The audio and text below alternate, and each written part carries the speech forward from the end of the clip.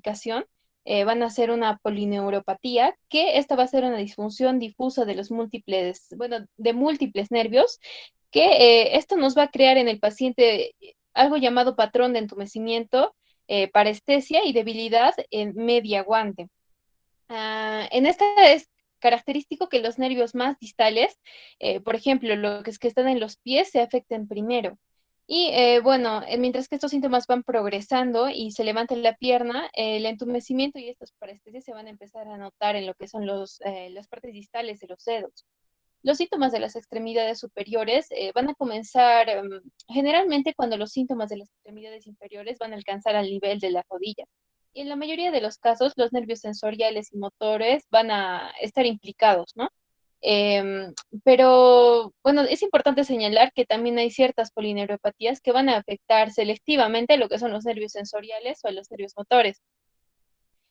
Bueno, acá tenemos dos, que va a ser lo que es el axonal y el desmilinizante. El axonal, como ya menciona su nombre, va a ser el daño a los axones. Y el tipo más común va a ser la polineuropatía. Y en el desmilinizante va a ser una alteración de la estructura y de la función de la mielina, bueno, de la vaina de mielina o de la célula de Schwann. Y este va a tener en la cuestión de los axones, estos van a estar conservados. Y luego tenemos lo que son las mononeuropatías, que estas van a ser la disfunción de un nervio periférico, individual, ¿no? Por eso es mononeuropatía. Y luego tenemos a la mononeuropatía múltiple, que va a ser la disfunción de múltiples nervios periféricos, pero estos son individuales. Y si muchos nervios están implicados, las neuropatías pueden unirse en un patrón que se asemeja a la polineuropatía. Y entonces, ¿cómo diferenciamos estas dos? Por ello, necesitamos más que nada lo que es la historia de la enfermedad actual.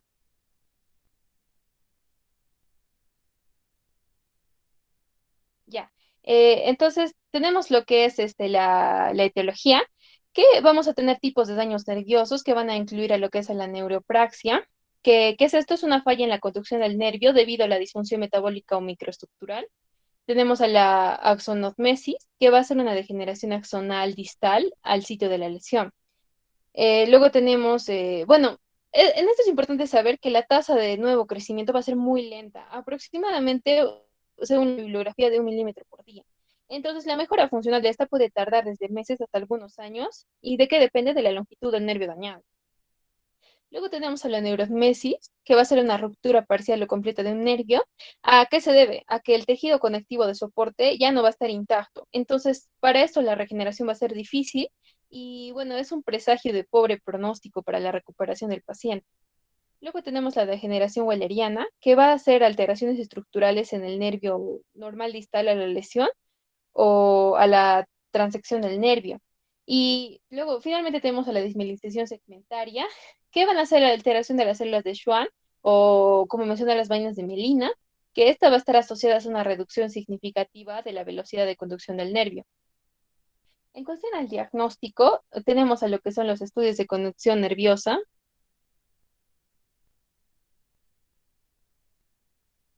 a la electromiografía y a la biopsia del nervio, que esta biopsia del nervio se puede utilizar como medida diagnóstica para definir adicionalmente la forma específica de la neuropatía. En cuestión de las pruebas de laboratorio, tenemos de mayor importancia lo que es la glucosa, la vitamina B12 con los metabolitos, que son el ácido metalmalónico, este con o sin homocisteína, y la electroforesis de inmunofijación de proteínas séricas. Bueno, entonces, si la glucosa es normal, la prueba de tolerancia glicosilada deteriorada, que esta es la que se denomina comúnmente la prueba de tolerancia a la glucosa, esta tenemos que considerar. En cuestión del análisis de líquido cefalorraquídeo, este también debe ser considerado, bueno, una punción lumbar, para lo que es la evaluación de las polineuropatías o a las polirradiculopatías desmielinizantes.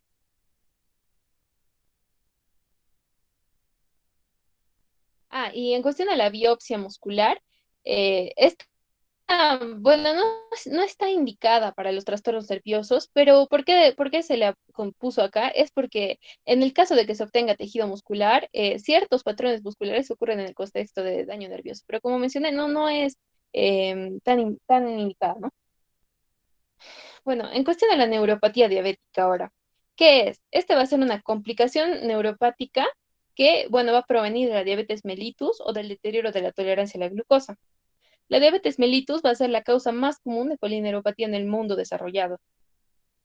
Bueno, en cuestión de su etiología y fisiopatogenia, la patogénesis de la neuropatía es más que nada desconocida, pero hay teorías que incluyen en los procesos metabólicos, a la isquemia microangiopática o a lo que son los trastornos inmunológicos. Luego, en las características clínicas, esta neuropatía puede ser la característica que se presenta con la diabetes. Bueno, tenemos a lo que es a lo que es la polineuropatía sensorial simétrica distal y sensoromotora, que, bueno, esta va a ser la forma más común de neuropatía diabética. Esta va a comenzar con la pérdida sensorial en los dedos de los pies. Y esto es dependiente de la duración.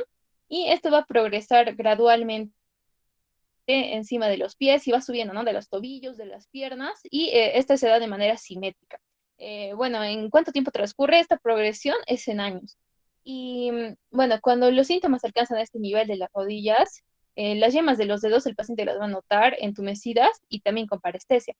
El dolor puede ser una característica molesta para los pacientes, particularmente de noche. Incluso se comenta que los pacientes van a decir que no pueden tolerar las sábanas al tocarlos con sus pies. El dolor es exacerbante con el tiempo y, bueno, como mencioné, es bastante molestoso.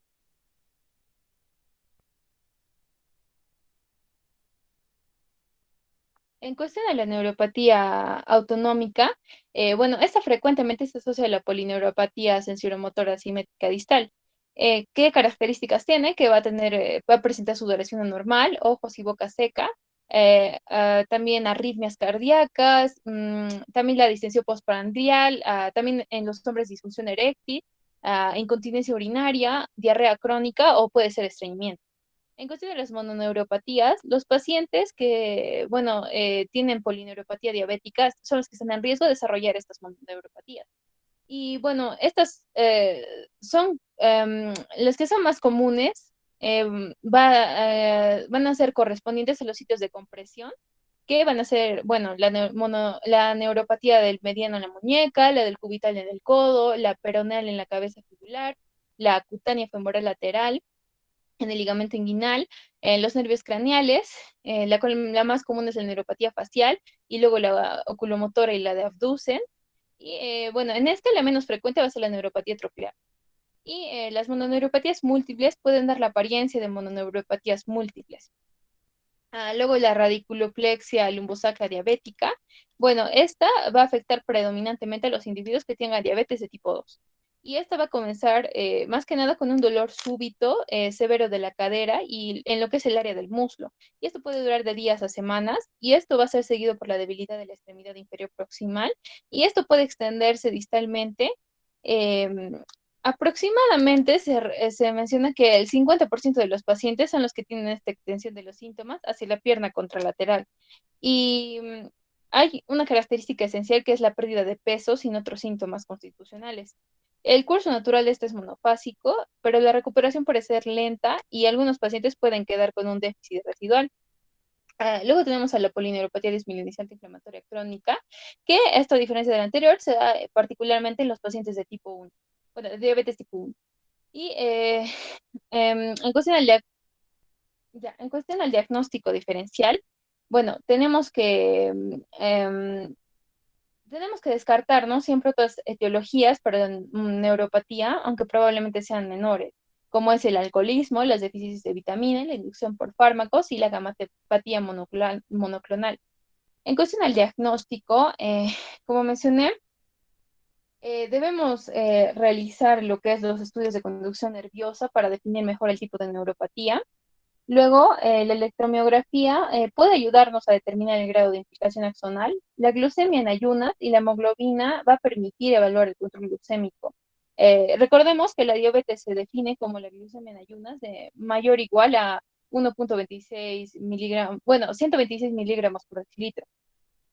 Luego también lo que menciona, ¿no? La prueba de tolerancia a la glucosa, que el deterioro de la tolerancia a la glucosa vamos a definirla como una glucosa de 140 de miligramos por decilitro y, eh, perdón, entre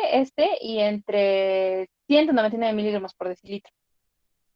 Y bueno, hay que tener en cuenta esto, que la neuropatía puede estar asociada al síndrome metabólico, que cuál es pues la obesidad, la hipertriglicemia, la hipertensión y la resistencia a la insulina.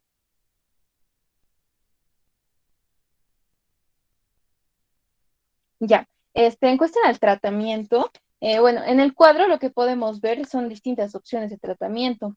Hay que tener en cuenta que el control adecuado de la glucemia es importante para la prevención de las neuropatías o para prevenir el empeoramiento de las neuropatías que el paciente ya tenga. En cuestión del deterioro de la tolerancia de la glucosa, tenemos lo que es la intervención dietética y el ejercicio, ¿para qué? Para la pérdida de peso. También para la reducción de la lipoproteína de baja densidad y los triglicéridos y para mejorar el control de la glucosa.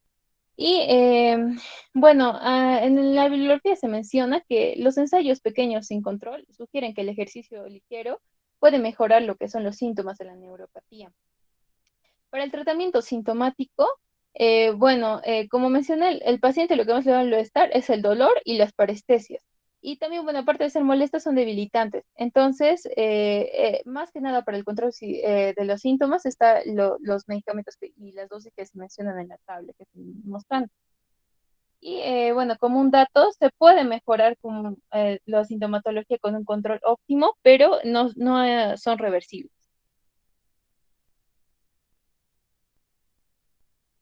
Ya, en cuestión de la neuropatía tóxica, bueno, ¿esta qué va a ser? Es una complicación neuropática que proviene de los efectos tóxicos de las drogas o de las exposiciones ambientales. En cuestión de su etiología tenemos lo que es el alcohol y los agentes quimioterapéuticos, que, bueno, el riesgo de desarrollar una neuropatía aumenta con las dosis altas y el uso concomitante de otros fármacos que potencialmente sean neurotóxicos. Las neuropatías generalmente son polineuropatías axonales dependientes de la longitud con una mayor implicación sensorial o con una neuropatía sensorial. Entonces, ¿qué pasa? Que cuando retiramos una medicación o reducimos una dosis en una etapa temprana de la neuropatía, se puede prevenir la progresión a un grado más severo y puede ser que ocurra una resolución, bueno, de manera funcional, ¿no? Pero si se continúa el tratamiento y se reciben altas dosis que, bueno, se van haciendo acumulativas, el déficit neuropático residual va a ser inevitable. Ya. Entonces tenemos acá los agentes quimioterapéuticos, que tenemos, por ejemplo, el ARA-C, que es el arabinósido de citosina, que este va a ser un antimetabolito usado para el tratamiento de la leucemia y del linfoma. También tenemos al bortezomib, que va a ser un inhibidor selectivo reversible del proteasoma, que, bueno, también es para el mieloma múltiple.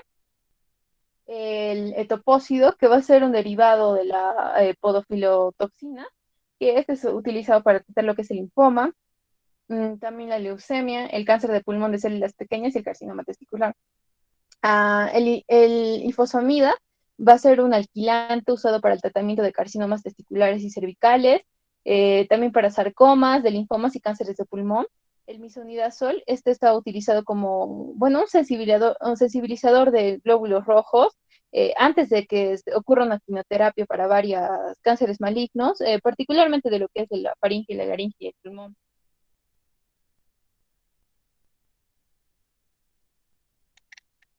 Luego tenemos a los agentes platinos, como el cisplatino, que, bueno, como menciona su nombre, es un compuesto de platino que, bueno, se utiliza para varias malignidades, como el cáncer ovárico, el testicular, el pulmonar, el de células germinales. Y luego tenemos al otro, que es el oxaliplatino, que, bueno, este también es un agente platino de quimioterapia. Y este está diseñado específicamente para tener pocos efectos secundarios, pero realmente está asociado a una neuropatía sensorial única, pero frecuente, que va a ser desencadenada o puede ser también exacerbada por la exposición al frío.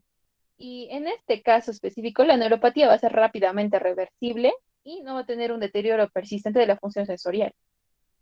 Luego tenemos el caso de la surmina, que esta va a ser para el cáncer de próstata refractario a hormonas, para el timoma maligno, para el linfoma no Hodgkin y para otros tumores también como el carcinoma de ovárico, las células renales. Luego tenemos lo que son los taxanos, que estos son utilizados en el tratamiento también de los cánceres ováricos, mamarios, pulmonares, del linfoma no Hodgkin. Luego tenemos a la talidomida, que bueno, era una terapia vieja que se utilizaba y que ocasionaba malformaciones, pero actualmente se utiliza para nuevas indicaciones terapéuticas como el mieloma múltiple, bueno, para la enfermedad del injerto versus huésped y para enfermedades autoinmunes más que nada. Luego las alcaloides de Vinca, que, bueno, son utilizadas para tratar lo mismo, ¿no? La enfermedad de Hodgkin, el linfoma no Hodgkin y la leucemia. Y también para algunos cánceres como de pulmón, de mama y tumores de la infancia.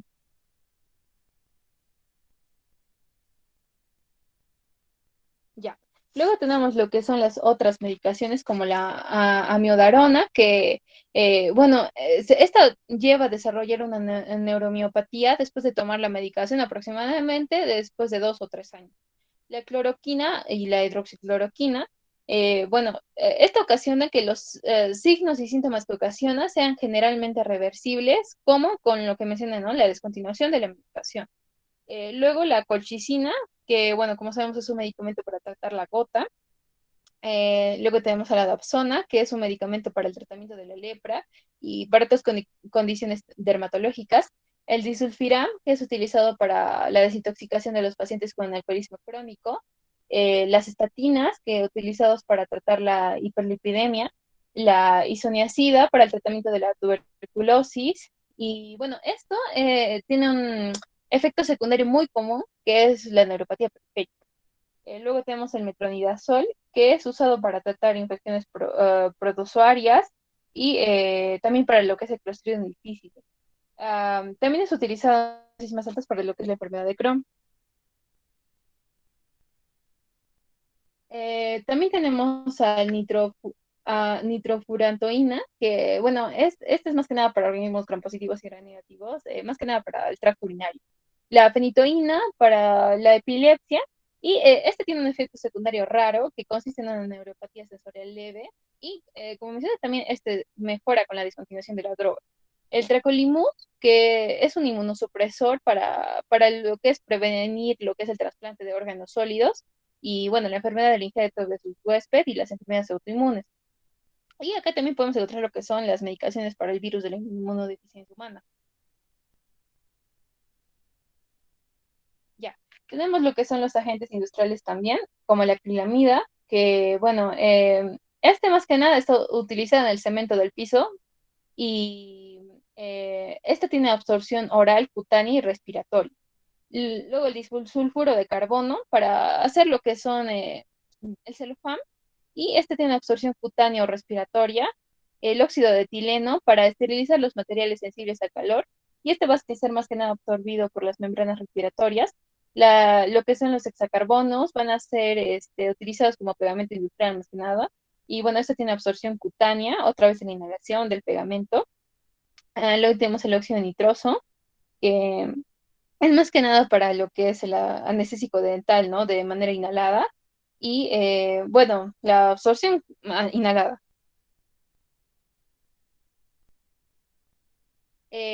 Los organofosforados, que más que nada son utilizados en los insecticidas, los pesticidas, y bueno, y en intentos suicidas también. Y esta va a tener absorción cutánea, respiratoria y en el tracto gastrointestinal.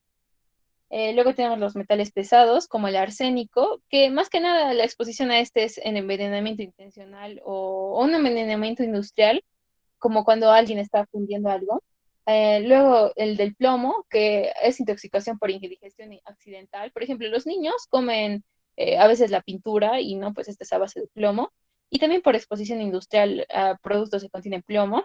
Luego el mercurio, que, bueno, como en los termómetros viejos, por ejemplo, y bueno, de manera orgánica en los pescados contaminados, inorgánica en lo que son las baterías.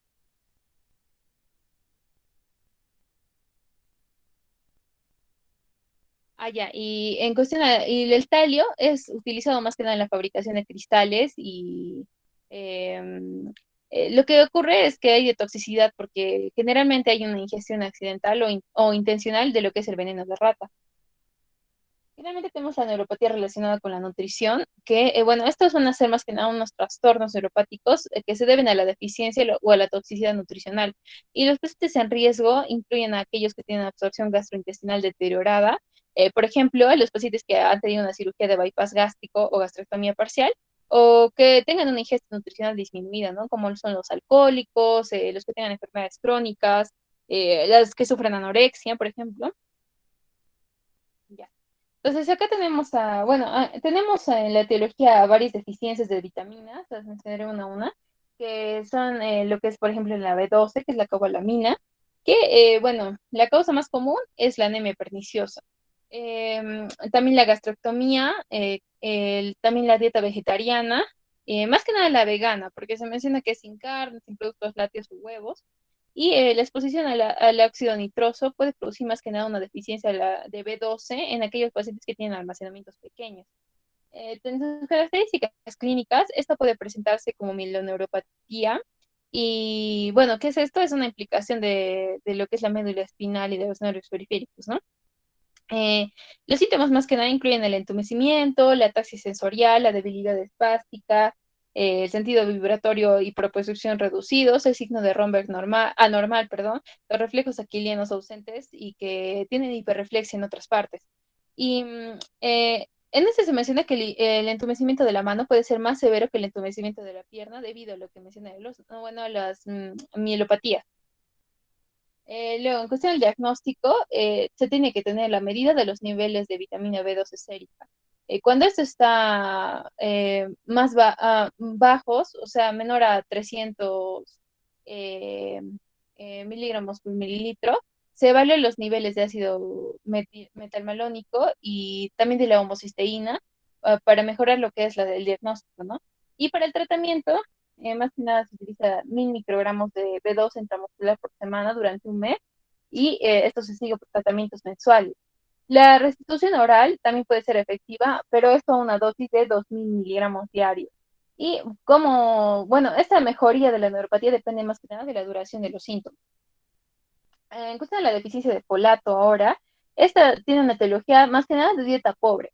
Y si el paciente tiene también una gastrectomía parcial, una reducción duodeyunal, si tiene enfermedad celíaca o si, toma medicaciones que interfieren con la utilización del ácido fólico, como son la fenitoína, el fenobarbital, la colchicina. En cuestión de las características clínicas, este va a ser similar al deficiencia de la vitamina B12. Cuestión del diagnóstico, bueno, se tiene que evaluar lo que es el folato y la vitamina B2 sérica. Y el tratamiento va a ser un suplemento que va a tener un buen pronóstico de recuperación clínica.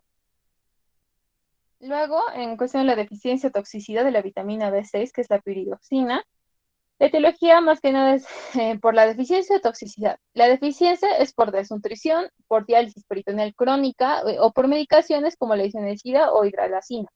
La toxicidad es porque se dan suplementos a altas dosis y hay que tener en cuenta que es alta dosis. La dosis diaria recomendada para los adultos de esto es de 2 a 4 miligramos más. Las características clínicas, para la deficiencia es que ocurre una polineuropatía sensoriomotora axonal con síntomas sensoriales que son prominentes. Y para cuando un paciente tiene toxicidad, la neuropatía sensorial con parestesia, cetaxia sensorial. La pérdida sensorial también puede ser más pronunciada en las extremidades superiores. La fuerza muscular se va a encontrar normal, pero los reflejos van a ser los que están ausentes o reducidos.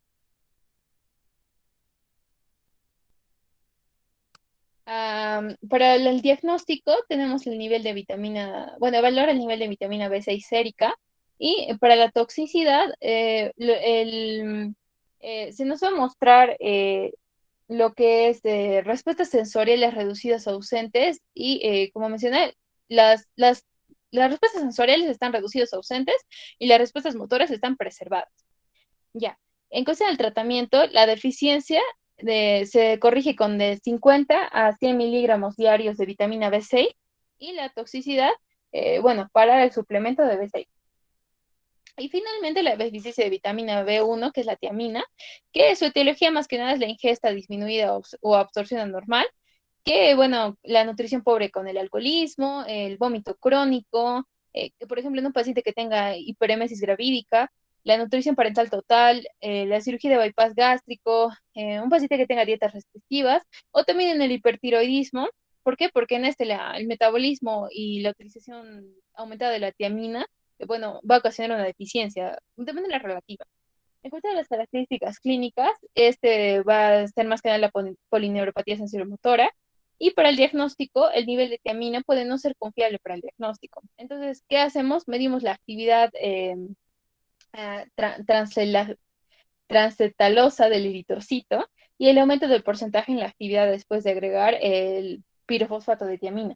Para el tratamiento utilizamos 100 miligramos de tiamina intravenosa diariamente por 3 días y después de esto se continúa con 50 miligramos orales diarios.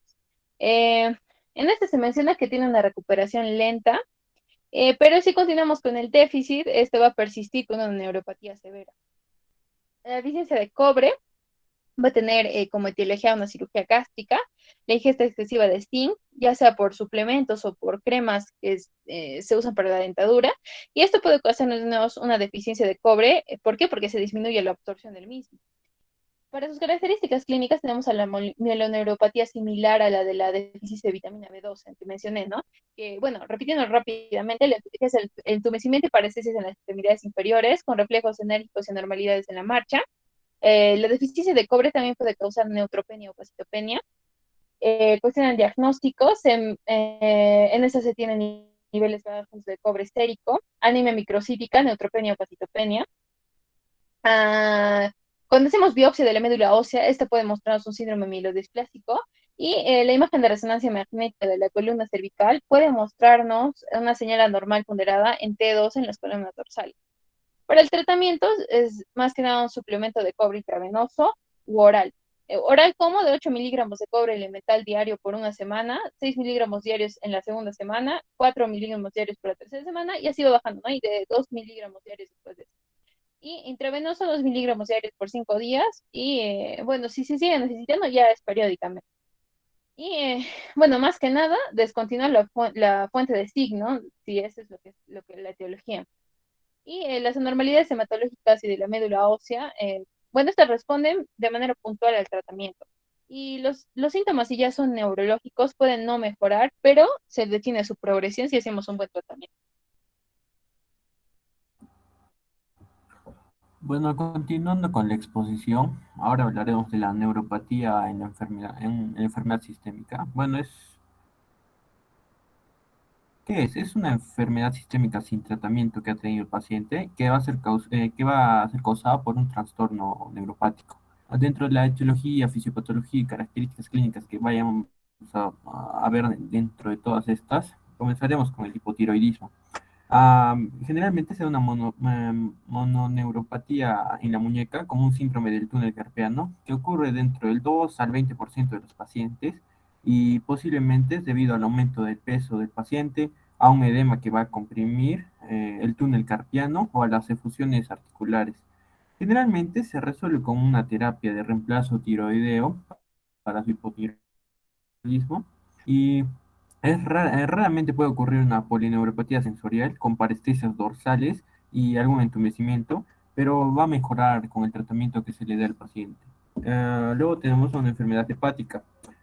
Los pacientes pueden llegar a tener una polineuropatía sensoriomotora axonal que va a ser dependiente de la longitud y puede llegar a tener, los pacientes mencionan que tienen quejas sensoriales prevalentes.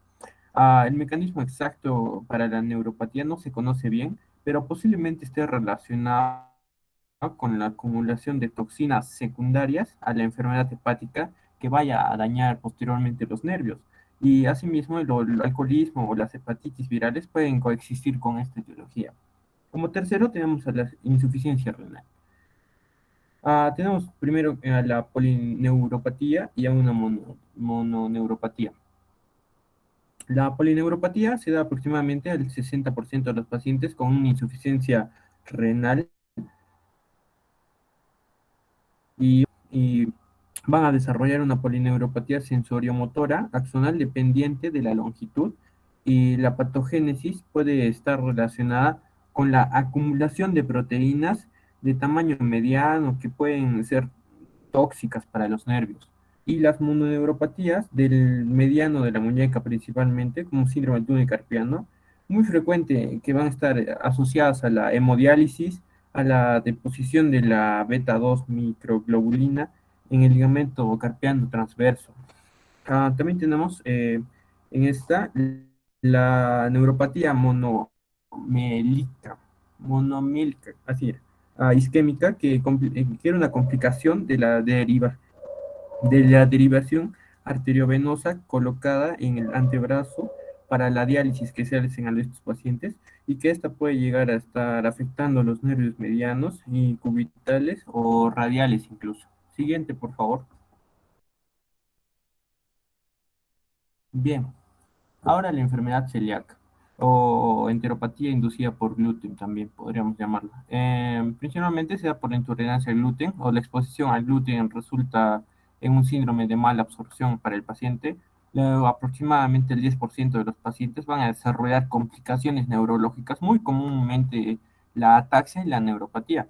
Y la neuropatía por lo general presenta una pérdida sensorial distal, también presenta unas parestesias e inestabilidad en el paciente. Una neuropatía de las fibras pequeñas o una neuropatía autonómica también pueden ocurrir. Y la neuropatía puede ser la característica que presenta esta enfermedad celíaca. Ah, otras cosas, otras características que mencionan es la antigliadina sérica y los anticuerpos antiendomiciales.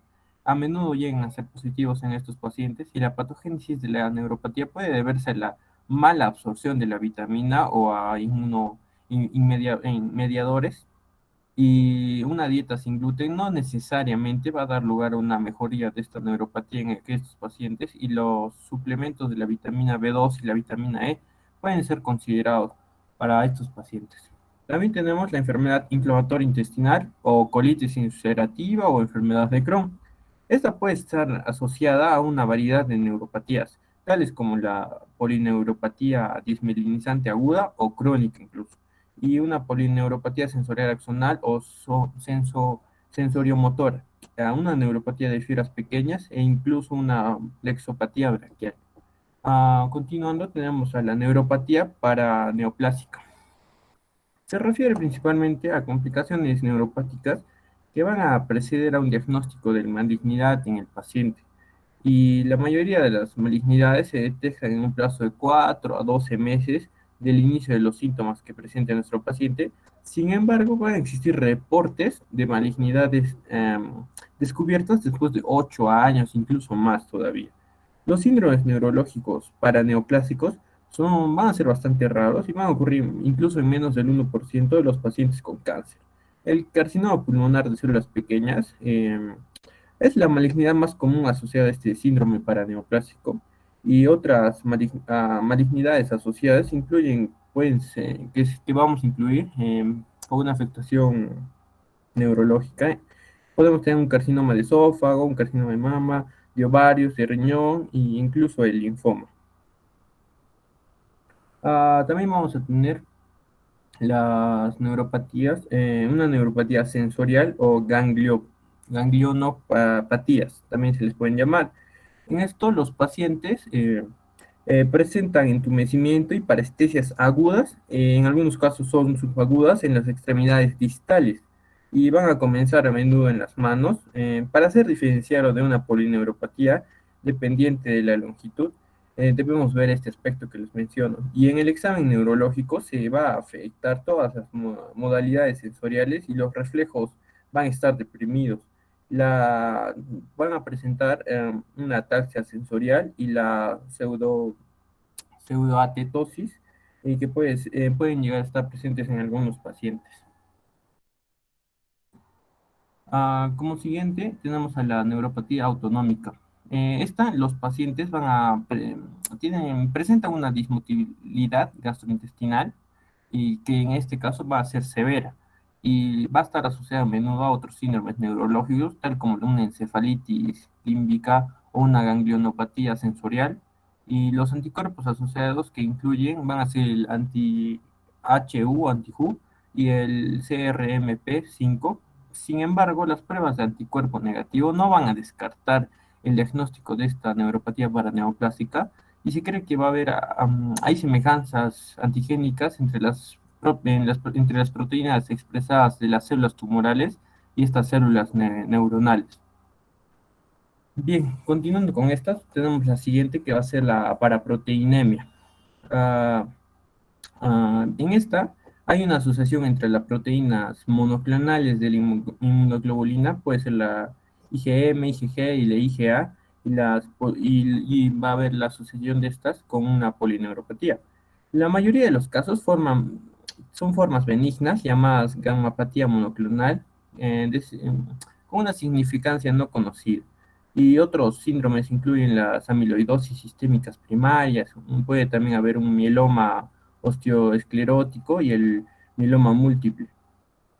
También tenemos que la neuropatía generalmente es una polirradiculopatía o una polineuropatía sensoriomotora lentamente progresiva. Es característico que se asemeja a una polirradiculopatía dismelinizante inflamatoria, pero aguda.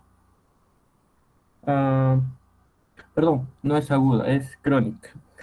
El déficit sensorial aparece tempranamente y es más prominente en el déficit motor del paciente y la proteína total en el líquido cefalorraquídeo va a estar elevada y a menudo es mayor a 1 gramo por litro o 5 miligramos por decilitro. Y el tratamiento que se le da a esta para proteinemia es la plasmaféresis y los corticosteroides. También se puede incluir la quimioterapia que han sido utilizados con éxito. Luego tenemos a los POEMs. Tenemos al polineuropatía, a una organomegalia, a una endocrinopatía y una proteína M de cambios en la piel, que van a estar incluyendo el engrosamiento, la hiperpigmentación, así como los dedos en palillo de tambor, como conocemos. Este es un síndrome que se presenta principalmente como una neuropatía desmielinizante motora que va a ser lentamente progresiva. Y las endocrinopatías más comunes van a incluir el hipogonadismo, la diabetes y el hipotiroidismo. Generalmente son proteínas monoclonales. Pueden ser la IgG o la IgA. Y el factor de crecimiento endotelial vascular sérico también va a estar elevado en este síndrome del Point. Siguiente, por favor. Bien, ahora hablaremos, dentro de estas, vamos a incluir al síndrome de Guillain-Barré y que vamos, si en las diapos podemos encontrar como SGB y la polirradiculopatía desmielinizante inflamatoria aguda en este caso. Bien, dentro de su definición, epidemiología y otras características, podemos encontrar que es de inicio agudo, eh, con unas parestesias.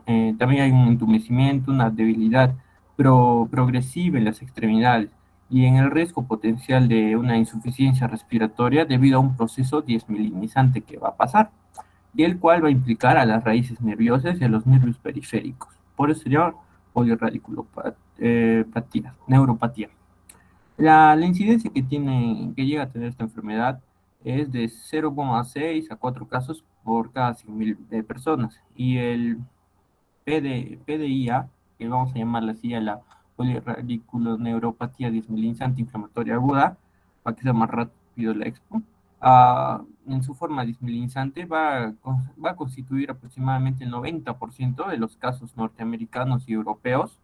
eh, y en el 5 a 10% de los casos que van a constituir una neuropatía axonal motora aguda, eh, y va a ser de un subtipo axonal incluso. 2/3 de los casos van a llegar a tener un antecedente de una infección en el plazo de 6 semanas al inicio de los síntomas.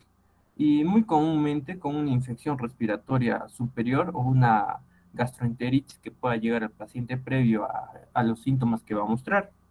Ah, las infecciones generalmente van a incluir virus, como el virus del Epstein-Barr, también al Mycoplasma pneumoniae y al Campylobacter jejuni, y también mencionaba en otras bibliografías que al citomegalovirus.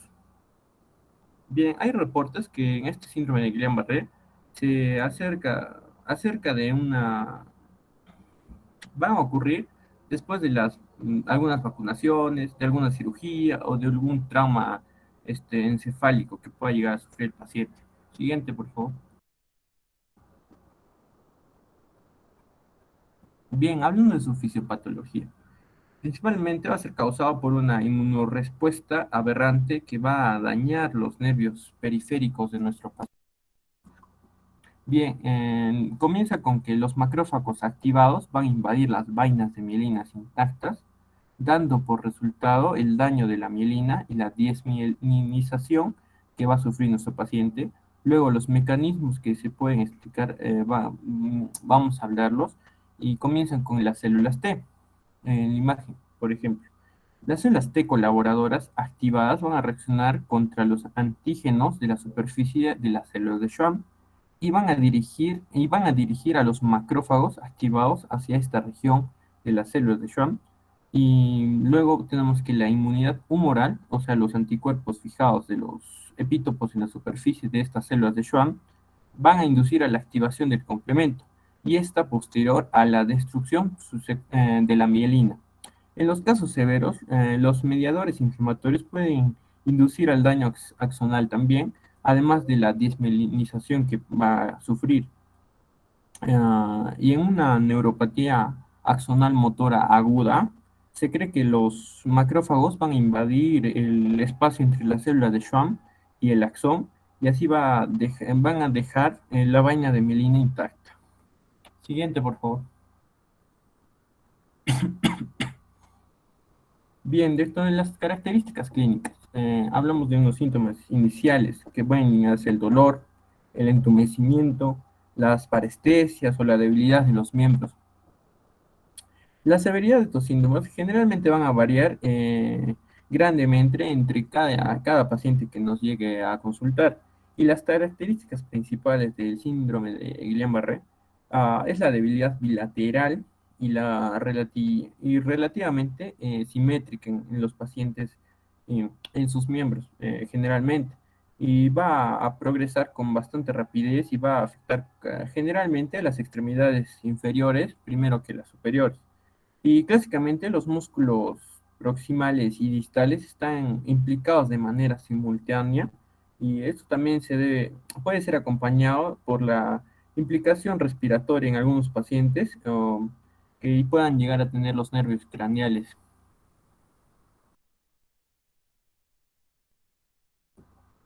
Hablando de los nervios, el nervio facial es el nervio craneal más comúnmente afectado que ya vamos a tener en esta enfermedad y la neuropatía facial va a ocurrir dentro del 50% de los casos y con frecuencia va a ser bilateral. Aproximadamente el 25% de los pacientes tienen una implicación respiratoria que va a ser severa, que va a justificar incluso la ventilación mecánica. Y la disautonomía, que puede ser una arritmia cardíaca, una hipertensión o una hipotensión, un hilio o una retención urinaria, va a ocurrir hasta en el 15% de los pacientes que llegamos a tener. Y los reflejos casi siempre van a estar deprimidos o ausentes incluso. Muchos pacientes tienen dolor de espalda durante el curso de la enfermedad. Ah, bien, como acotación tenemos que los diagnósticos diferenciales que podemos llegar a tener para estas enfermedades es una neuropatía vasculítica, una porfiria intermitentemente aguda, una intoxicación por metales, generalmente un envenenamiento por arsénico, como vimos previamente. También podemos sospechar, podemos dudar, mejor dicho, de un inicio agudo de una polineuropatía desmelinizante inflamatoria crónica y una parálisis por garrapatas y también una deficiencia de vitamina B1. Siguiente, por favor. Bien, para el diagnóstico. ah, el SM motor es el principal que va a medio que vamos a determinar, que va a determinar los criterios diagnósticos. Este, en su manera, el SM sensorial va a ayudar a distinguir a varias formas del síndrome de Guillain-Barré axonal, por ejemplo, la forma de la neuropatía axonal motora aguda o de una neuropatía motora axonal sensorial aguda también, que se pueden conocer también con el NAMA y el NAMSA. Y dentro de estos tenemos los criterios neurofisiológicos para un PDIA, que vamos a tener en la parte de la derecha, que tenemos dos. La amplitud del PANC-C tiene que estar medida por milivoltios y puede ser normal o reducida, dependiendo del grado de la implicación axonal que tenga. Luego, el bloqueo de la conducción. Este debe ocurrir en un sitio sin compresión, por ejemplo, entre la muñeca y debajo del codo y al evaluar el nervio cubital. Luego, el bloqueo definitivo de la conducción es definitivo por 50% más de la reducción de la amplitud del PAMS proximal y en comparación con la amplitud del PAMS distal. Esto hay que verlo bien porque tiene que ser mayor al 50%. Y el probable bloqueo de una conducción se llega a dar entre un mayor al 30% de la reducción y el bloqueo de la conducción no puede ser diagnosticado si la amplitud de este PAMS eh, es menor de 1 milivoltio. También tenemos otros que puede ser la dispersión temporal, va a ser diagnosticada por el incremento de mayor al 30% del aumento de esta duración del pico negativo en el PAM proximal. Y la velocidad de conducción motora medida en metros por segundo tiene que ser menor al 70% del límite inferior de lo normal. También la latencia motora distal va a ser medida por metros por segundo y es mayor al 150% del límite superior normal. Y la latencia de la onda F tiene que estar medida en metros por segundo y tiene que ser mayor al 120% del límite superior normal. Siguiente.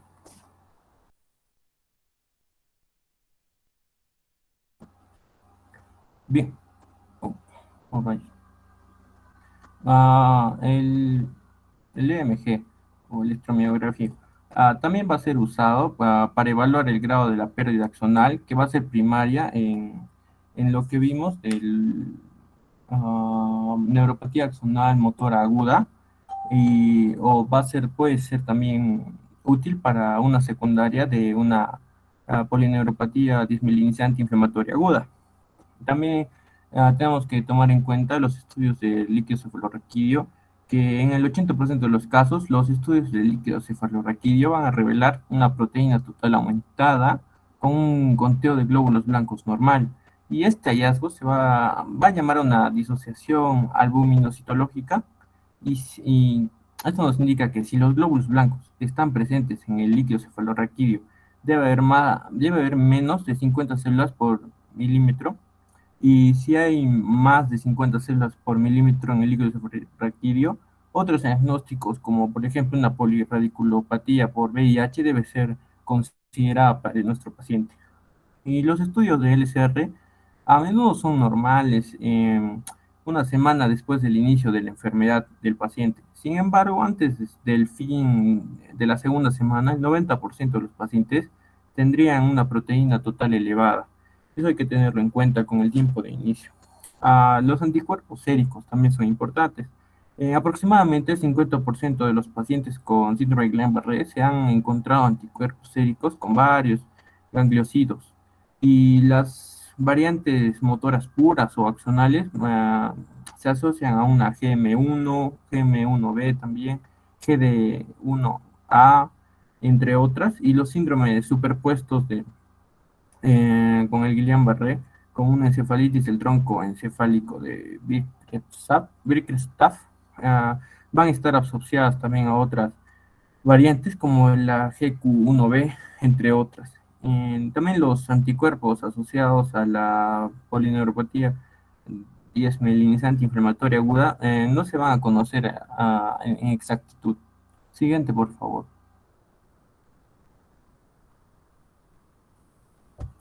Bien, finalizando esta parte, hablaremos del tratamiento. Los casos severos pueden conducir a un diestrés respiratorio, una disfunción autonómica. Estos pacientes deben ser admitidos a las unidades de cuidados intensivos con una monitorización estrecha para el estado respiratorio y cardíaco, y ya que pueden sufrir insuficiencia respiratoria, arritmias cardíacas, inestabilidad de la presión arterial, incluso retención urinaria. Y la plasmaféresis o el recambio plasmático y la terapia de inmunoglobulina intravenosa son tratamientos eficaces para este síndrome de Guillain-Barré.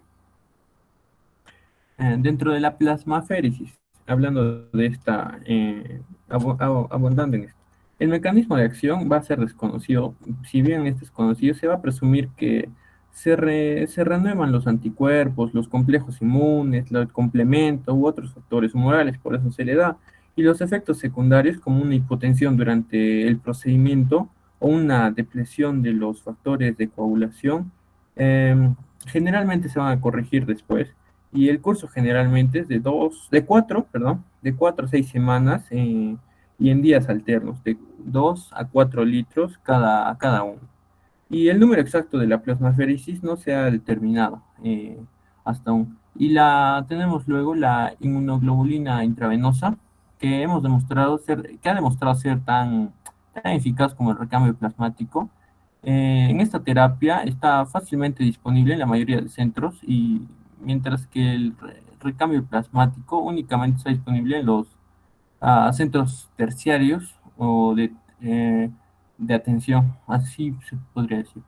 Esta terapia de inmunoglobulina intravenosa puede inhibir la fijación de los anticuerpos gangliósidos a sus antígenos respectivos, así previniendo la activación del complemento que vimos en la fisiopatología, a que conlleva, y los efectos secundarios comunes incluyen la cefalea, los síntomas similares a la gripe, que pueden ocurrir durante la infusión o en los próximos días posteriores al tratamiento que lleva el paciente. La insuficiencia renal es un riesgo con las preparaciones que contienen sucrosa en este caso, y los efectos secundarios raros van a incluir las apoplejías e infartos al miocardio, pero este riesgo se reduce significativamente con tasas de infusiones más lentas que se pueden dar al paciente.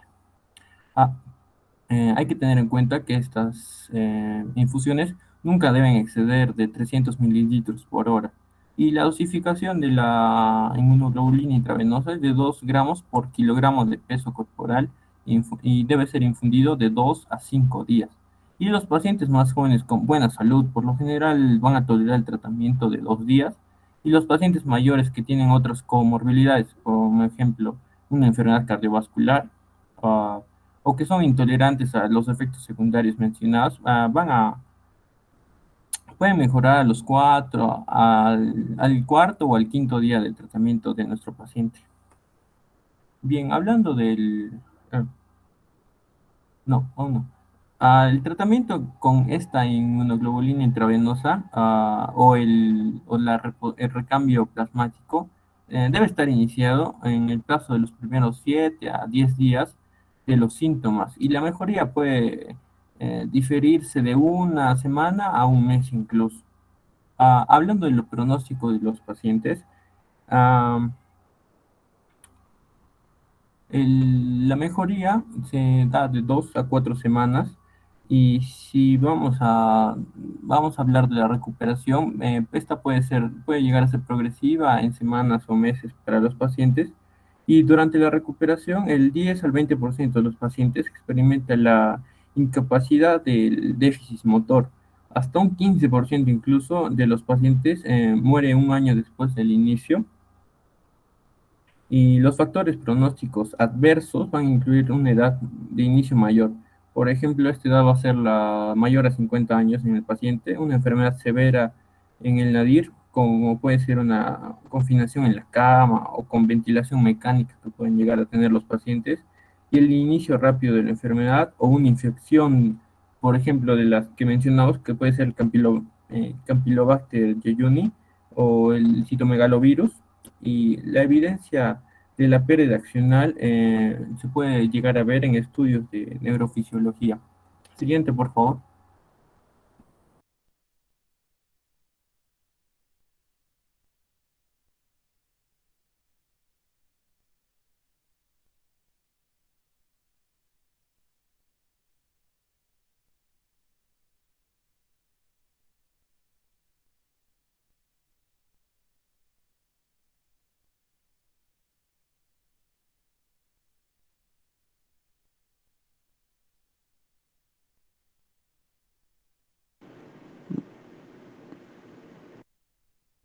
Ya, yo voy a hablar sobre las polineuropatías desmielinizantes adquiridas crónicas, que van a constituir un grupo de trastornos desmielinizantes en los nervios periféricos, que van a compartir generalmente algunas características clínicas y patológicas, ¿no? Estas van a ser polineuropatías a menudo que van a responder con terapias inmunomoduladoras, principalmente. Siguiente, por favor. Vamos a tener la polineuropatía desmielinizante inflamatoria crónica, que en su definición vamos a ver que va a ser inmunomediada con la recaída o el curso progresivo caracterizado por la debilidad proximal y distal, característica de las polineuropatías desmielinizantes inflamatorias, ya sea aguda o crónica, y considerada como la variación crónica de la aguda.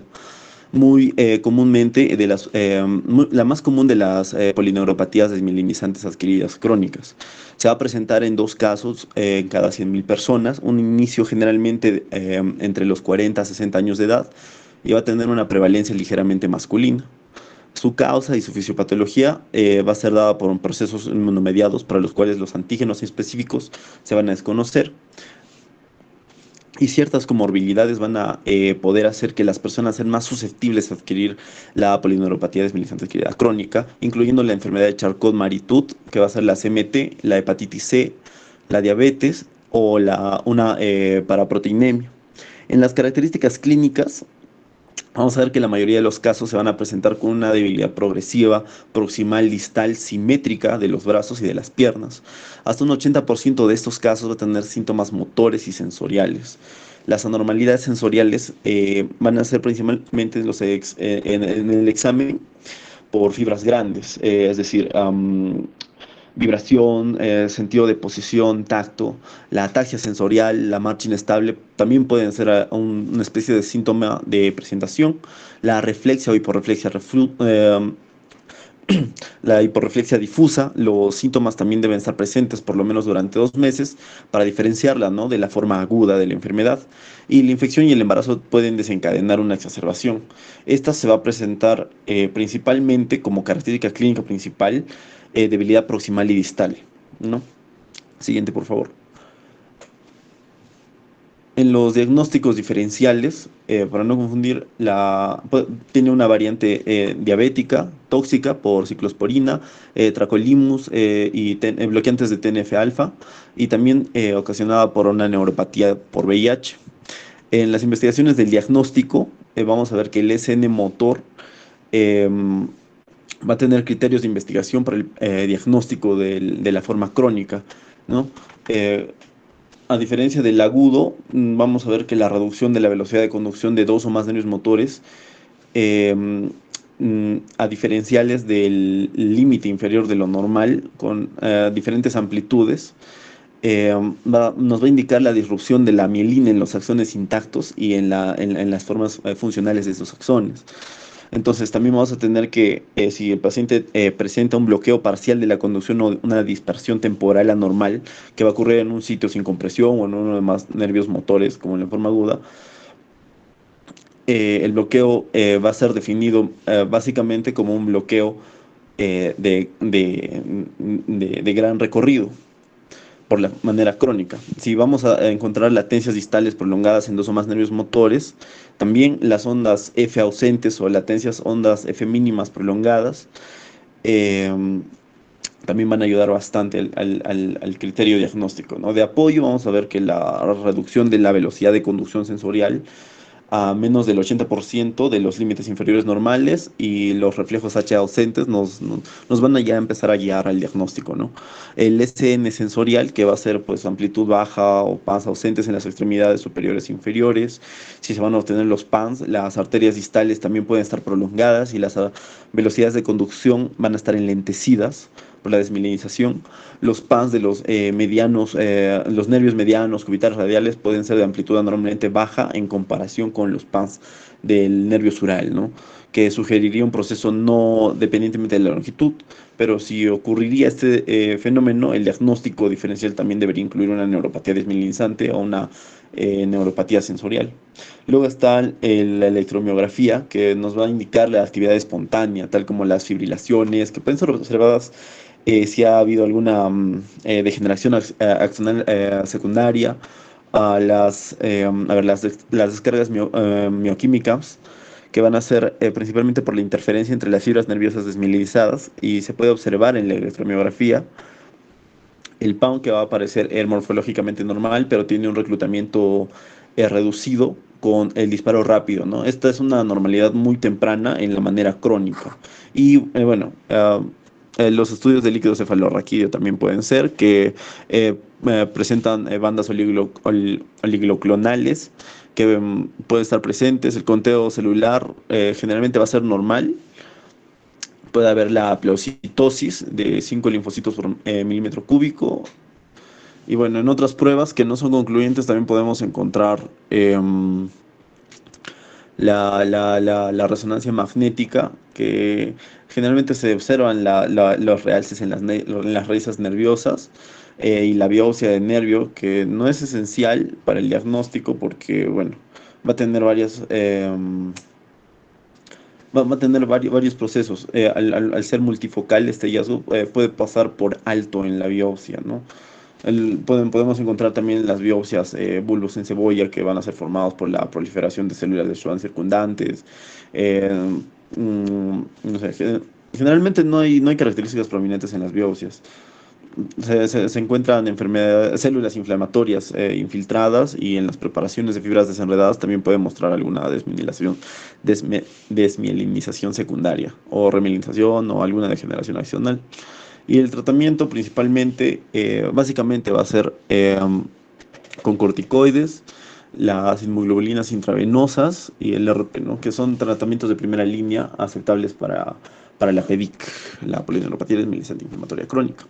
En los corticosteroides vamos a ver que generalmente se va a comenzar con 60 a 100 miligramos diarios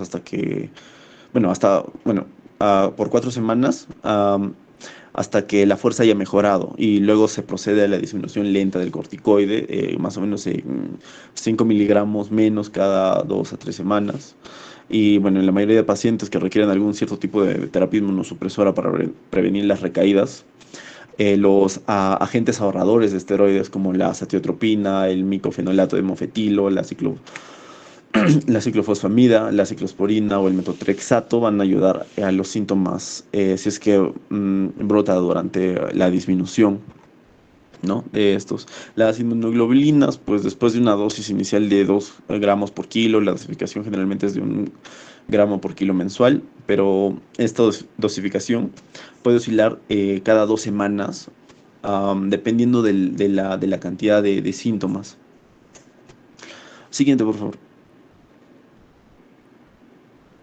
Bueno, ahora vamos a ver la polineuropatía motora multifocal, que va a ser una neuropatía inmunomediada por nervios motores principalmente. Va a ser menos común que la PEDIC, que va a ser uno por cada 100.000 personas, con predilección en los adultos jóvenes. La causa y la fisiopatología va a tener un proceso inmunomediado, el cual se constituye la entidad distinta de la PEDIC. Y se presume que los antígenos específicos para el nervio motor van a ser diferentes en estas enfermedades, pero van a tener características clínicas parecidas, que, bueno, principalmente sería la debilidad asimétrica de los miembros, ¿no? Y en la polineuropatía motora multifocal vamos a ver que la debilidad asimétrica del miembro va a ser sin dolor, generalmente en una distribución de un nervio individual con reflejos normales. Pueden estar también disminuidos, las fasciculaciones musculares pueden estar presentes, el hallazgo que puede conducir al diagnóstico incorrecto de la enfermedad de neurona motora, ¿no? Y la neuropatía radial va a ser la presentación más común de esta enfermedad. En, En los diagnósticos diferenciales podemos ver la similitud con la neuropatía vasculítica inmunomediada del plexo braquial, la esclerosis lateral amiotrófica, que, bueno, esta generalmente se va a presentar con hiperreflexia en los miembros afectados, y en los casos de polineuropatía motora multifocal, los reflejos generalmente son normales o están disminuidos en los miembros afectados. En las investigaciones o en los estudios diagnósticos, vamos a ver que básicamente son muy parecidos en esta serie de afecciones, ya que los estudios son de conducción del nervio motor, ¿no? Las respuestas sensoriales normales en el SN, la electromiografía, la denervación puede estar presente si ha ocurrido alguna pérdida axonal secundaria. Los estudios de líquido cefalorraquídeo, se va a ver que la proteína total va a ser normal en la mayoría de los casos en comparación con la PEDIC, que va a tener variación. Los anticuerpos séricos, vamos a ver que tiene un 40-80% de los casos va a tener IgM policlonal dirigidos contra el gen 1 y los títulos son muy altos de anti-GM1 y van a ser específicos para esta polineuropatía multifocal. Pero cuando hay menor cantidad de esta, vamos a ver que la PEDIG o alguna enfermedad de neurona motora bastante representativo. En los tratamientos, bueno, los pacientes generalmente tienen una buena respuesta a la inmunoglobulina intravenosa que comienza en varios días y dura varias semanas, ¿no? Esta va a ser seriada y administrada. El tratamiento básicamente es em, si es que responde a la inmunoglobulina. Bueno, y otras opciones puede ser la ciclofosfamida, el rituximab o el mecofenolato de mofetilo que ayudan, ¿no? Que son ahorradores de esteroides. Siguiente, por favor. Y bueno, vamos a tener dos variantes más que, bueno, son menos comunes, que va a ser la neuropatía simétrica desmielinizante adquirida distal en SDAR y la polineuropatía sensorial motor y desmielinizante adquirida multifocal. Vamos a ver que en la primera, la SDAT, los síntomas y signos predominantes sensoriales van a incluir la ataxia en la marcha, el temblor ocasional, y bueno, pues algunos exámenes van a ser principalmente sensoriales. El SN se va a ver anormal, ¿no? Las latencias distales van a prolongar significativamente, dando resultados de latencia terminales cortas. Esto básicamente nos dice, ¿no? Que la conducción disminuida es más prominente en los segmentos de los nervios distales. Y bueno, la asociación fuerte con los anticuerpos contra la glicoproteína asociada a la mielina, que va a ser la anti-MAG, que esto se va a descubrir a menudo después de encontrar el nivel de IgM elevado en la electroforesis de la inmunofijación sérica. Y algunos pacientes van a responder mal a la terapia general, ¿no? Que va a ser la terapia inmunomoduladora. En la neuropatía sensorial motora desmielinizante adquirida multifocal, vamos a ver que tiene un inicio insidioso de la pérdida motor y sensorial en la distribución de los nervios individuales. Vamos a tener un dolor acompañante, parestesias. Por lo general, los brazos están implicados inicialmente con la extensión eventual de las piernas, con la extensión, bueno, a las piernas, claro. Y los reflejos van a estar disminuidos o ausentes de acuerdo con los nervios implicados. Mientras progrese la enfermedad, vamos a ver que la reflexia difusa va a desarrollarse. Entonces, del mismo modo que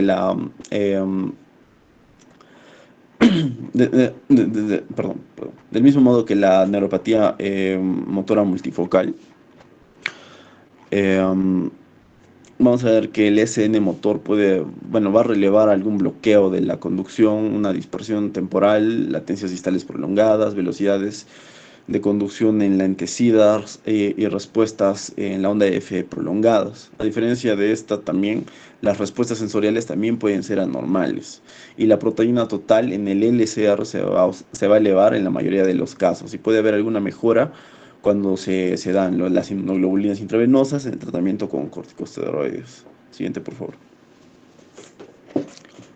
Bueno, ahora las neuropatías vasculíticas. Siguiente, por favor.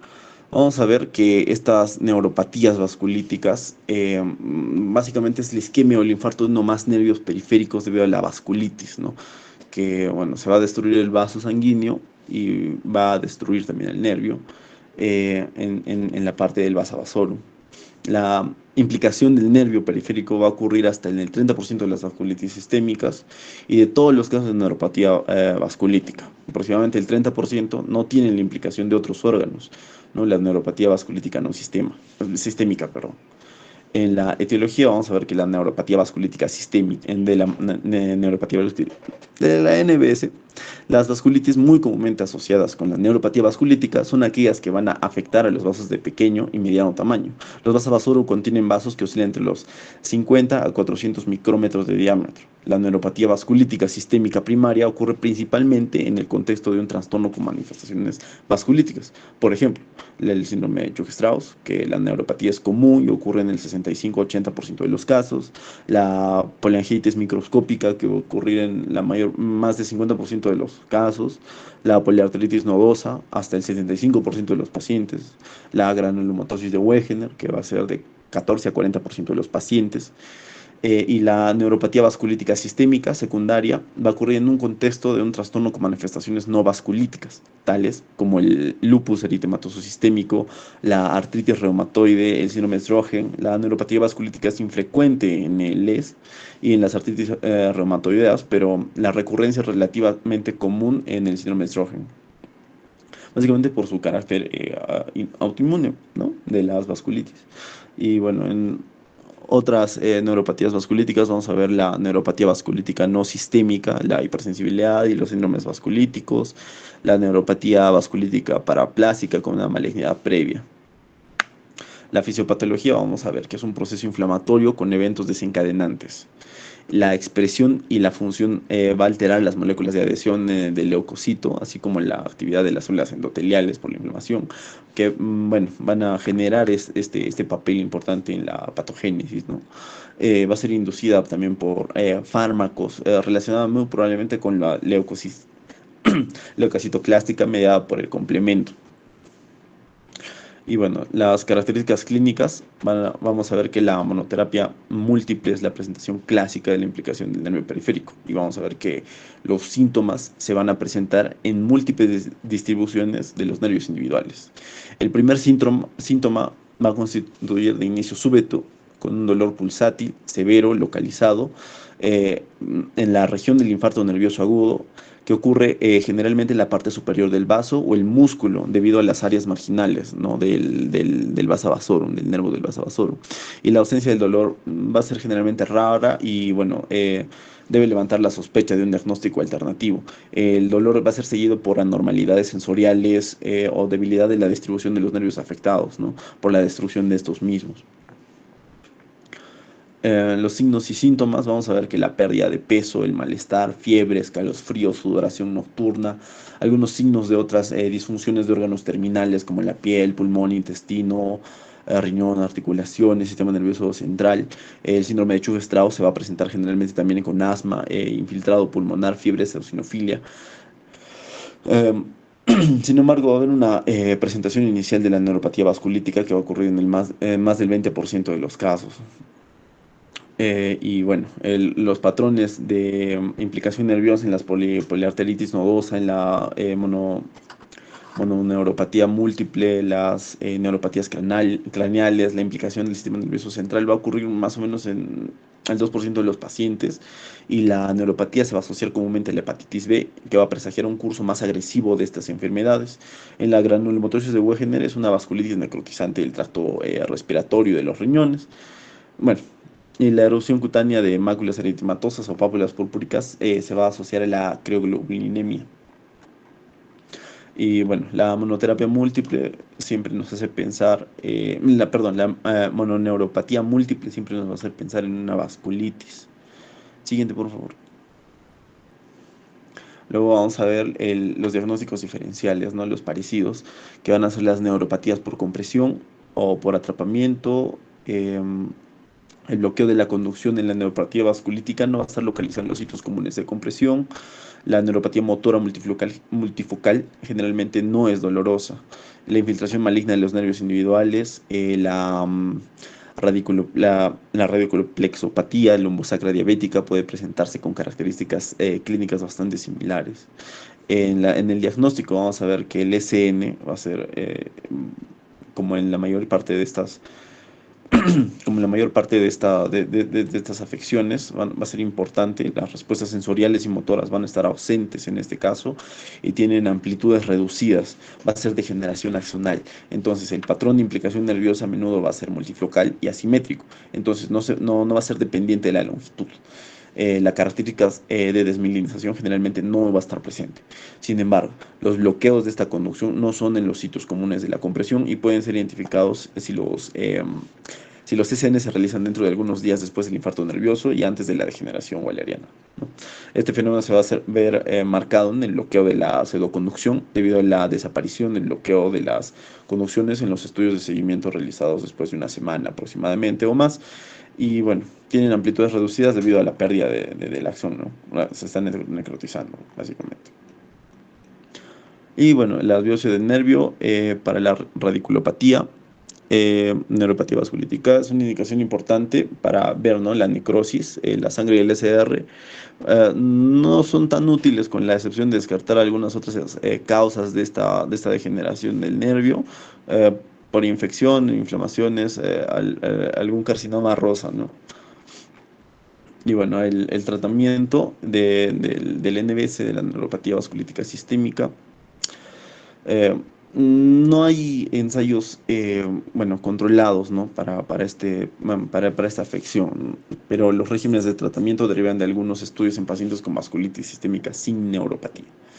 Entonces, se ve que el tratamiento inicial va a incluir a la prednisona, a la ciclofosfamida, a 1 miligramo kilo por día, y en los casos severos la metilprednisolona intravenosa, en vez de la prednisona oral, ¿no? La ciclofosfonida va a ser la medicación más eficaz para la inducción a la remisión de esta enfermedad, y la mayoría de los pacientes requieren de 2, 3, 12 meses de ciclofosfonida antes de la transición a un inmunosupresor de mantenimiento, ¿no? Como la azathioprina, el metotrexato, rituximab, micofenolato, mofetilo. Y bueno, después de 1 o 2 meses de la disminución lenta de la prednisona, después de 1 a 2 meses de la disminución lenta de la prednisona, puede ser recomendada. Entonces, la dosis diaria puede ser reducida a 5 a 10 miligramos cada mes, e incluso es posible una disminución más lenta cuando las dosis alcanzan valores. Cuando la neuropatía va a ser vasculítica no sistémica, el déficit neurológico a menudo se resuelve espontáneamente con el tiempo, y la enfermedad puede remitir durante muchos años antes de retornar. Por lo tanto, más o menos estos riesgos de terapias inmunosupresoras deben ser pesados contra los beneficios potenciales antes del comienzo de la terapia. Bueno, vamos a ver que la monoterapia es con prednisona a menudo es adecuada, y a una dosis de 40 a 60 miligramos diarios por 2 o 3 meses. Si hay una respuesta clínica adecuada, una disminución lenta puede ser iniciada con una transición para la dosificación en días alternos. Eh, em, y bueno, otras opciones para los que no responden a los corticoides o esteroides, o aquellos con dificultades para la alimentación, van a incluir el mismo esquema, ¿no? La acetropina o el metrotexato. El pronóstico, vamos a ver que si se deja sin tratamiento la neuropatía vasculítica sistémica, puede ser fatal. Así que la intervención terapéutica se indica casi siempre. A diferencia de la neuropatía vasculítica sistémica, la NBS no sistémica, sin tratamiento, generalmente no va a ser fatal, ya que no llega al nivel sistémico, ¿no? Los estudios de seguimiento a largo plazo se ven que la mayoría de pacientes con la vascular no sistémica pueden caminar sin ayuda, ¿no? En cambio, la sistémica tienen problemas. Siguiente, por favor. Bueno, y acá tenemos otra de las crónicas, que son la neuropatía del plexo braquial, pero esta va a ser inmunomediada, ¿no? Vamos a ver que esta lesión va a ser aguda, subaguda, del plexo braquial, eh, o bueno, de los nervios individuales de la extremidad superior, ¿no? Que va a generar un dolor severo, la debilidad, cambios sensoriales en el brazo. Otras terminologías también van a incluir el síndrome de Person-Turk, la plexitis braquial aguda, la amiotrofia neurálgica. Va a tener una incidencia anual de 1,64 personas por 100.000 de la población. Más o menos va a ser en proporción 2 a 1 masculino-femenino. En la edad, en cualquier grupo de edad, pero ocurre comúnmente en las edades de 20 a 50 años. Su causa y su fisiopatología van a ser desconocidas. Probablemente una reacción autoinmune o desencadenante precedente, como inmunizaciones, infecciones o cirugía, que no va a recurrir. No ocurre generalmente en el brazo afectado, ¿no? Va a ser una consecuencia de. Y la mayoría de los casos ocurren en individuos sanos. También algunos reportes presumen la presunción de anticuerpos contra el nervio periférico. En las características clínicas vamos a ver que generalmente se va a presentar de inicio agudo, con dolor severo en el hombro, que va a describir a uno como un atizador caliente al hombro, pinchándose en el hombro, obviamente. El movimiento del hombro o del brazo va a exacerbar el dolor. El dolor va a durar varios días, algunas semanas, pero si el dolor es sordo, puede durar hasta años. Cuando desaparece algo del dolor, se observan la debilidad, los cambios sensoriales, debido a que el dolor va a ser tan severo que inicialmente, que la debilidad del brazo puede estar inadvertida, incluso puede no intentarse mover el brazo. Entonces vamos a ver que la debilidad y los cambios sensoriales van a depender de la distribución de la implicación nerviosa, es decir, cómo fue la lesión o cómo se siente la lesión, si es del tronco superior o inferior, las cuerdas específicas son nervios terminales. Y bueno, el patrón más común va a implicar al tronco superior por una sola neuropatía o por múltiples mononeuropatías, principalmente los nervios supraescapulares o el torácico largo o el axilar y bueno, menos probablemente el frénico, a ver, el interóseo y bueno, esos principalmente pueden estar menos afectados, ¿no? Y en algunos casos pues implican que los nervios individuales se han propuesto que la patología en el fascículo corresponde al plexo braquial más que en un tronco separado del nervio respectivo. Entonces la mayoría de los casos son unilaterales, pero puede tener una aplicación bilateral. Bueno, en los diferenciales vamos a ver a la neuropatía motora multifocal, que va a ser básicamente los estudios de conducción nerviosa que van a demostrar que el bloqueo de la conducción y otras características desmimelinizantes en la neuropatía del plexo braquial inmunomediada va a ser axonal, porque va a haber destrucción, ¿no? Podemos confundirle también con una neuropatía vasculítica, los tumores en la vaina, un tumor en una vaina nerviosa, la plexopatía braquial también inducida por radiación versus la invasión de un tumor en el plexo braquial, la plexopatía neoplásica, que bueno, pues van a tener bastante similitud, pero siguiente, por favor, en, en la investigación, en el diagnóstico, vamos a ver que la mayoría de los casos, cuando el tronco superior está afectado, esto va a resultar en las respuestas motoras anormales registradas en el deltoides del nervio axilar y en el del bíceps del músculo bíceps en el nervio músculo cutáneo. Y bueno, vamos a tener respuestas sensoriales medianas y radiales con respuestas cutáneas antebraquiales laterales. Y bueno, en otras pruebas vamos a ver la electromiografía con una denervación en los músculos inervados por los nervios afectados, la LSR con anormalidades ocasionales en la proteína elevada o también podemos encontrar pleocitosis, la resonancia magnética, dependiendo si es con o sin contraste en el plexo braquial, vamos a evaluar una lesión en masa, es decir, si hay una invasión tumoral, un linfoma, un neurofibroma, un remoma o bueno, generalmente podemos encontrar en la NPBI una señal aumentada en T2, ¿no? Sugestiva de la inflamación o en el edema. El tratamiento, vamos a ver que el dolor se va a tratar con la prednisona a altas dosis y disminución, ¿no? Sin embargo, hay haber evidencia limitada de la eficacia de esto, ya que es importante iniciar la terapia física y ocupacional inmediatamente para prevenir las contracturas articulares, ¿no? Como el hombro congelado, que va a ser una de las principales causas, bueno, va a ser una de las principales afecciones que va a delimitar el movimiento del brazo, ¿no? El pronóstico de la enfermedad generalmente va a ser monofásico, aunque ocasionalmente puede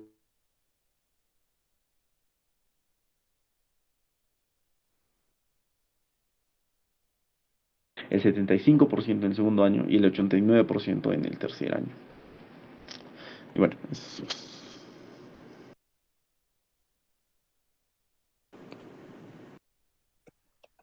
Continuando con la exposición, vamos a hablar también de lo que sería la neuropatía infecciosa. Siguiente, por favor.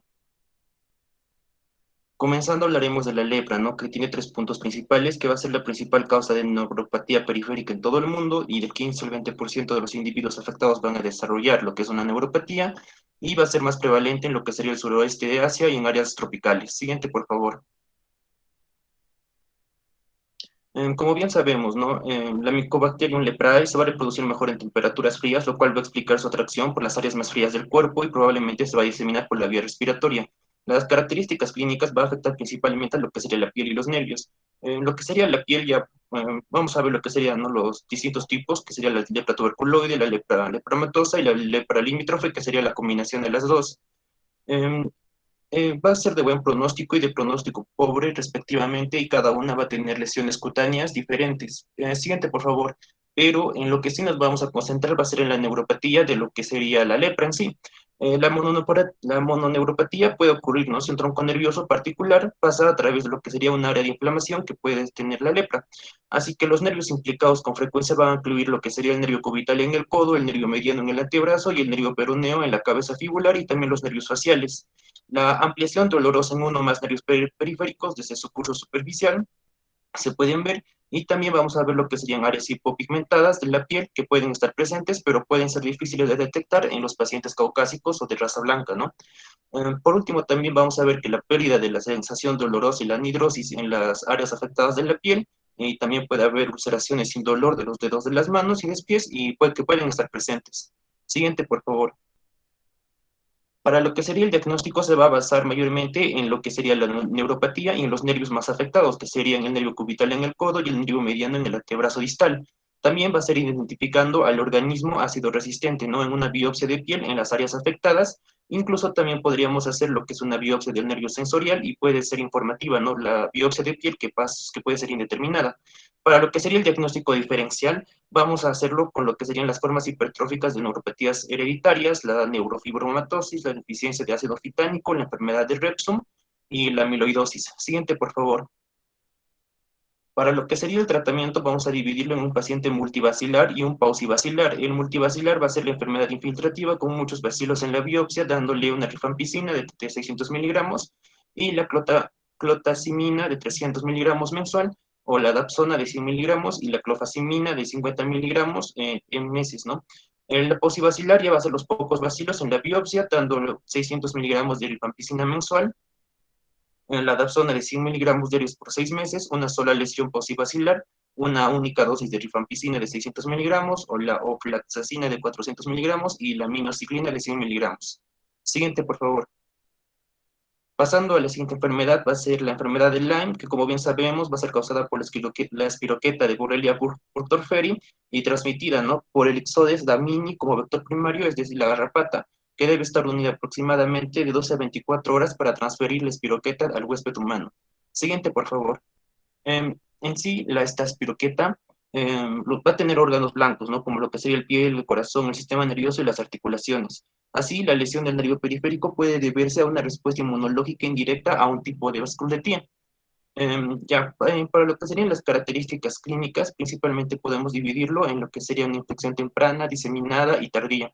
En la infección temprana, como se ve, no va a tener lo que serían, por ejemplo, alteraciones neurológicas visibles. Ya va a ser en lo que sería la infección diseminada, donde puede haber complicaciones neurológicas, incluyendo lo que sería una neuropatía facial y una poliradiculoneuropatía. También en lo que sería la infección en etapa tardía, donde además de tener una polineuropatía de muchos años después de la infección original, puede haber que la artritis va a empeorarse, la coloración azulada de la piel y la clodermatitis crónica trófica. Siguiente, por favor. Para lo que sería el diagnóstico, no tendremos que primero diferenciarlo entre lo que sería la artritis reumatoide, la meningitis tuberculosa, mononucleosis, las fiebres de las montañas rocosas. Y también tendríamos que detectar el anticuerpo para la Borrelia burgdorferi en el suero. Siguiente, por favor. Para lo que sería el tratamiento vamos a dividirlo, ¿no? En una infección temprana sin evidencia de la implicación de LCR o líquido cefalorraquídeo, se puede dar doxiciclina o amoxicilina oral, ¿no? Por 3 semanas. Y si es en caso de infección tardía o enfermedad clínica severa, se va a dar cefrexona o cefotaxima intravenosa por 2 a 4 semanas. Siguiente, por favor.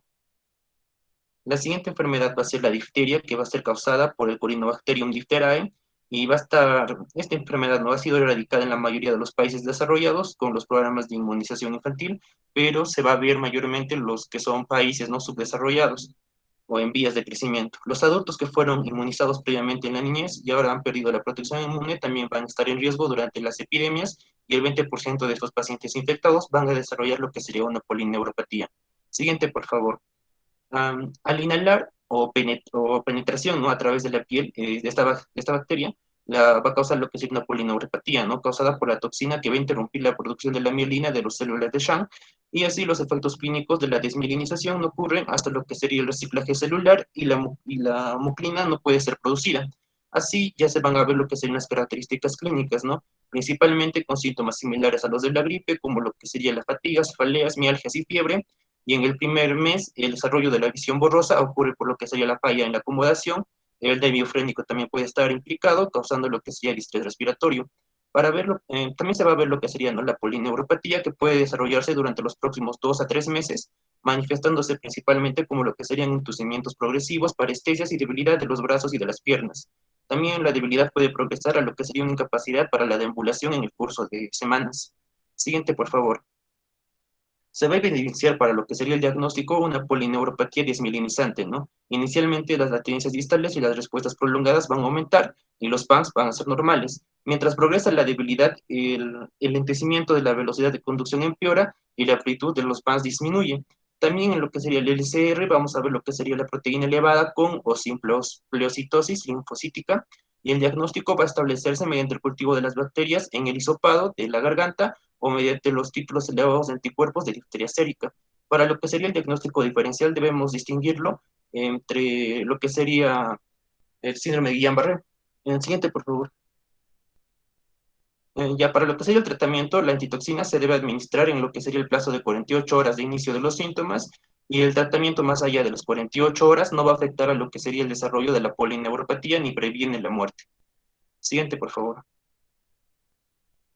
Ya, vamos a hablar también de lo que sería el virus de la inmunodeficiencia humana, VIH, que aproximadamente el 20% de los pacientes con VIH van a desarrollar cierto tipo de neuropatía debido al mismo virus, a las infecciones secundarias o a la toxicidad de las medicaciones antirretrovirales.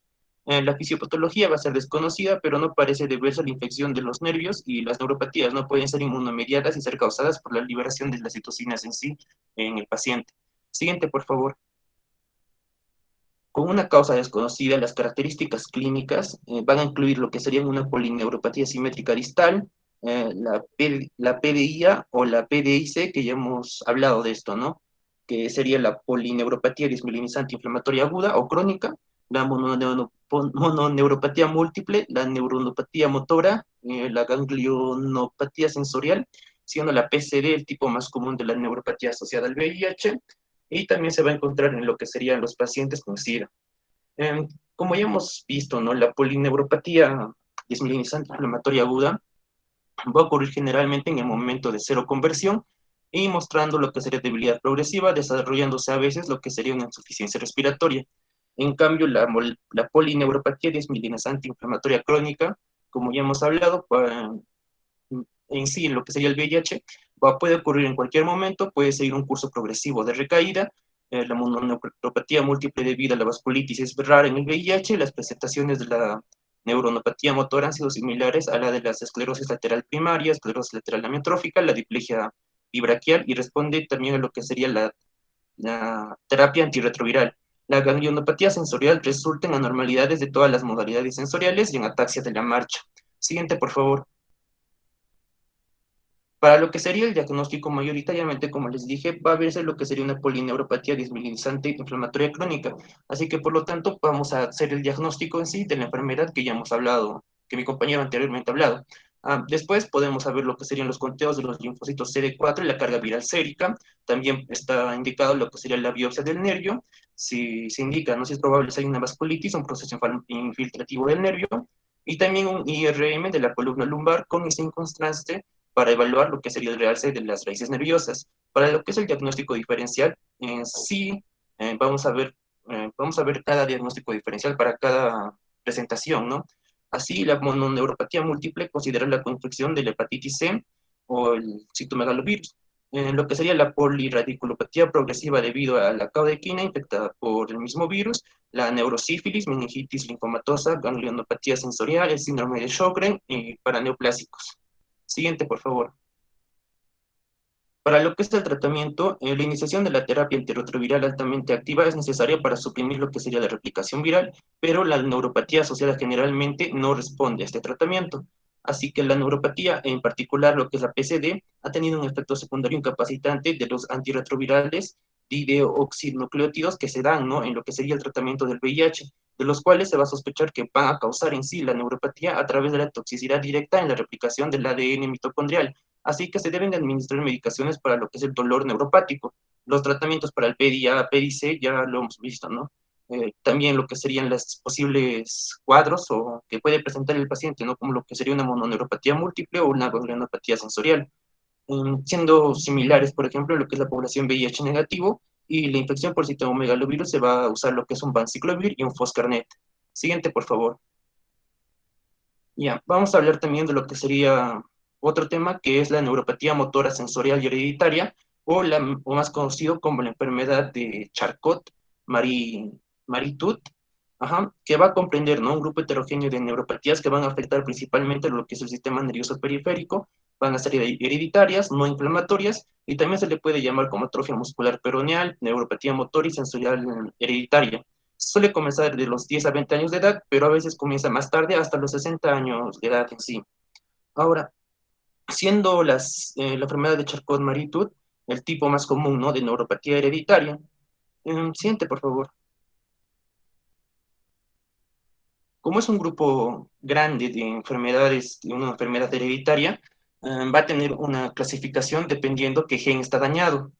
En lo que sería la etiología, mayormente esto se va a ver, ¿no?, por la desmielinización segmentaria crónica de los nervios periféricos con cambios hipertróficos causados por lo que sería la remilinización. Genéticamente, como les dije, como es un grupo heterogéneo de enfermedades, el síndrome va a aparecer debido, ¿no?, a los que serían las mutaciones de los genes, ya sea como el PM22 o el MPZ. El PMP22 va a ser el más común en el 80% de los casos. Ahora, como se pueden ver en los síntomas, la presentación va a variar según las distintas familias, pero los individuos afectados de una familia van a tener lo que sería una sintomatología similar. Por lo general van a comenzar, ¿no?, con una progresión lenta, la deformidad de pie, ¿no?, que como se puede ver va a producir un arco alto, cabo, los dedos en martillo, la atrofia de las piernas, que va a originar un aspecto de patas de cigüeña, agrandamiento de los nervios, pérdida sensorial u otros signos neurológicos, pueden ver también escoliosis, división de la propiocepción, que muchas veces interfieren, ¿no?, en el equilibrio y la marcha, parestesias dolorosas en los casos avanzados, posible afectación también, ¿no?, lo que serían las manos, la ausencia de reflejos tendinosos profundos, úlceras de los pies, y la cual no puede tardar un año en volver a regenerarse debido a lo que es el tejido de la planta del pie que está muy débil o por la escasa tendencia a lo que sería la cicatrización. Para lo que es el diagnóstico en sí, podemos podemos en general hallar lo que sería la duplicación del gen, ¿no?, PM22, causante del síndrome en sí, del tipo 1A, que puede ser el más común. También puede ser detectada, ¿no?, empleando lo que serían técnicas de PCR, el FISH o el Souter blot. También se puede hacer lo que es una valoración, ¿no? El comienzo temprano, la progresión lenta y la naturaleza familiar del trastorno suelen ser mayoritariamente lo más importante para establecer el diagnóstico. También los estudios electrofisiológicos van a acostumbrar a hacer diagnósticos y también pueden ser útiles para lo que sería definir los varios subtipos de este grupo de neuropatías, y en ocasiones ya se pueden requerir lo que serían las biopsias del músculo y del nervio en sí, ¿no? Siguiente, por favor.